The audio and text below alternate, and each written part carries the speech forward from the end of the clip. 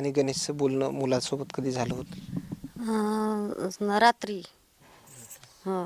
काय चर्चा झाली होती? शेवटचं बोलणं काय झालं होतं? काहीच कसं आहे काय बरं आहे असं बोलणं होत. खरं तर सर्वसामान्य कुटुंबातील आहेत. हे पत्र्याचं घर जे आहे ते त्यांचं आहे. मात्र आत्तापर्यंत जो आहे तो मदतीचा आधार जो आहे तो कारखान्याकडून मिळाला नाही असं या ठिकाणी दिसून येत आहे.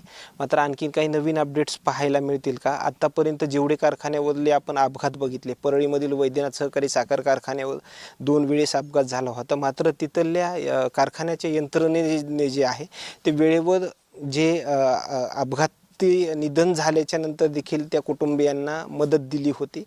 जे अपघातामध्ये जखमी झालेले कामगार आहेत त्यांना देखील त्यांचं उपचार जे आहेत ते वैद्यकीय उपचार जे आहे ते कारखान्याच्या माध्यमातून केलं गेलं.